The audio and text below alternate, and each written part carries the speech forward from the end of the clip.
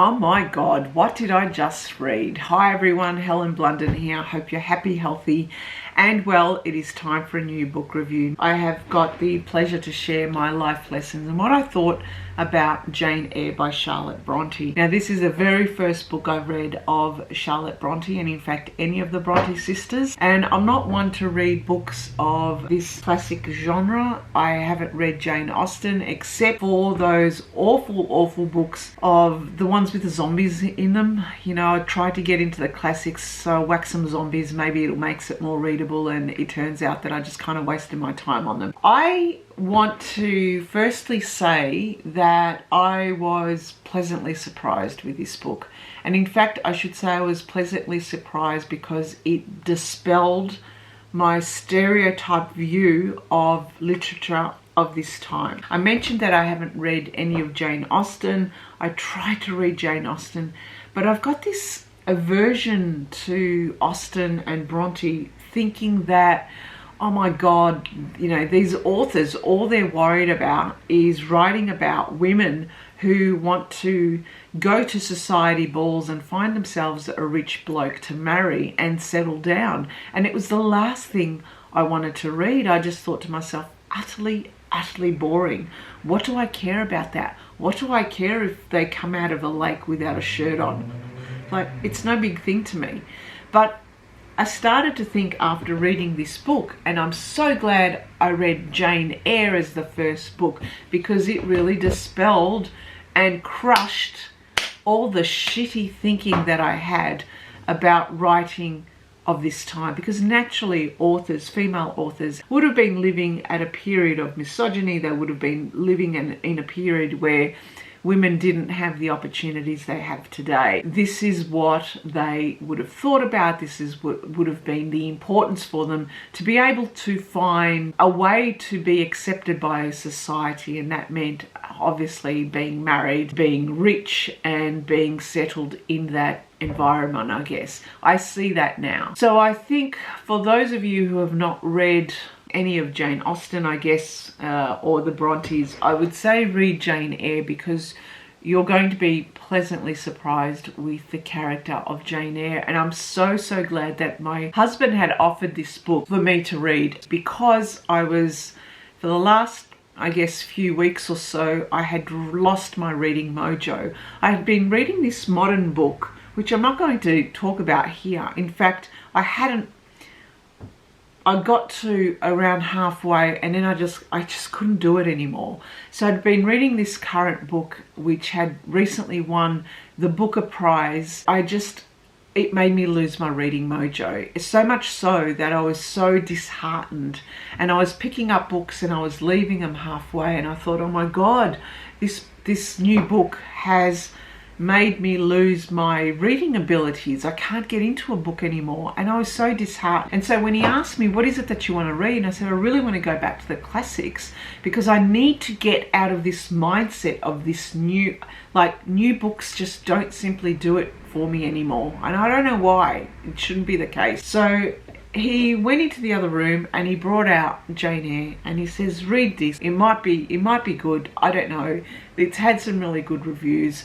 Maybe, just maybe, it will help you get back into your reading mojo. And reader, viewer, let me just say, it did. I used something that Jane Eyre did, because in this book is written in first person narrative, and where she calls us reader. And so instantly we get immersed into the storyline. We are immersed on the very first page. And don't be afraid of reading this book. It is highly readable when you read about it, and the language is just so beautiful, and it flows, and it is written so beautifully, and it comes out that Jane Eyre is the heroine of the day.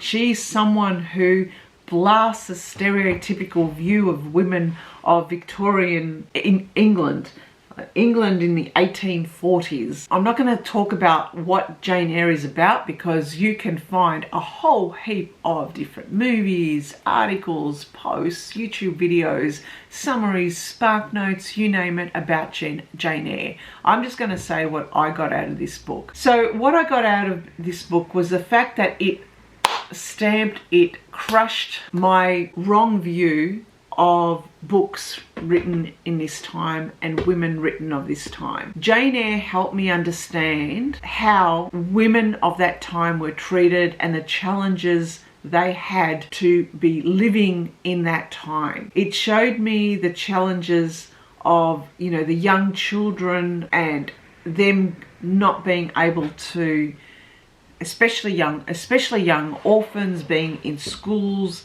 It taught me about the fact that women had it so much tougher back then, and there was a reason why there was this expectation for them to get married and to be settled as wives and mothers, simply because there was no other option for them. But here comes Jane Eyre, who's also struggling with this, that she's someone who is passionate, spirited, she's independent.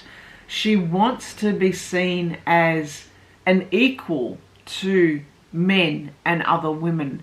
And she wants to also kind of find a peace to try and understand how she can also meet societal expectations as well as the Christian expectations without losing herself in some way. So she gets these opportunities, and these opportunities come to her simply because she's the one who first takes the action. She's the one who writes an advertisement to find herself a job as a governess to Thornfield Hall. She's the one who makes the choice to leave Edward Rochester after she finds out that he's actually married and keeping his first wife, an insane lunatic, as she's called in this book. This is not my words, unfortunately. They're not the words that we would use in 2023.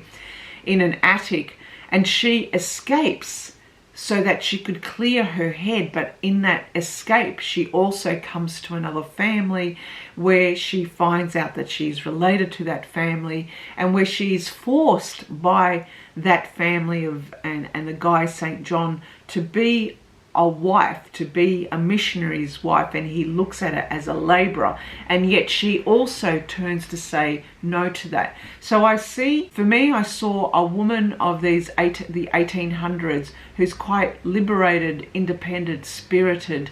She has a high sense of moral and ethical values, and yet she's also trying to come to terms to do the right thing by herself, her own self, but also try and find a balance that she does love Edward Rochester, but she does not want to forsake her independence and do what society expects her to do. She actually wants to do her own thing, and she does, but through the way she has all these adventures. So this book is really, I would say it's not a love story, and yet it is. It is a story of self-realization. It is a story of self-actualization.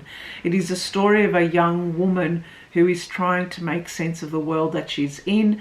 It's a story of a young woman trying to have love in her life, but love in a sense that she's an equal to the man in her life, that she's not a laborer as such, she's not under, she doesn't serve them, but there is an equality to it. It's also, I guess, Jane Eyre understanding that she has a part to play in her life, and even though she's trying to grapple with this idea of Christianity, she has her own version of Christianity, and that is about, I guess, nature and love and God. It is not kind of like the Bible sense of duty and responsibility and harshness, and in that sense.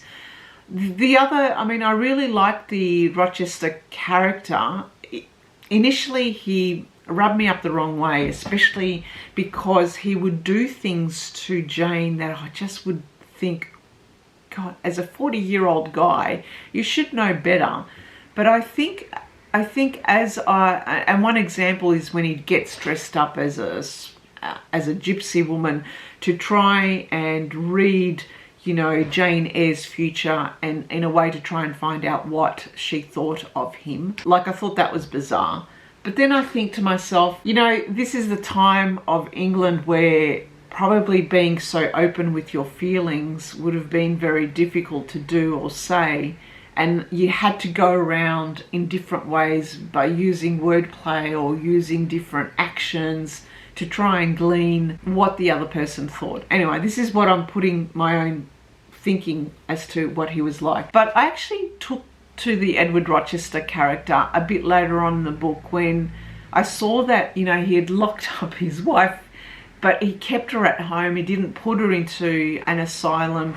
But at the same time, he was grappling his own demons. He wanted to find out. And he wanted to find love, just like Jane did. So they were on kind of like different paths, but also the same paths. And they found each other, and they found this equality in each other. And that's what I liked. In the end, it was this equality between the man and the woman, and the fact that they were both trying to grapple with, meet the expectations of society's expectation of what is the right or wrong thing.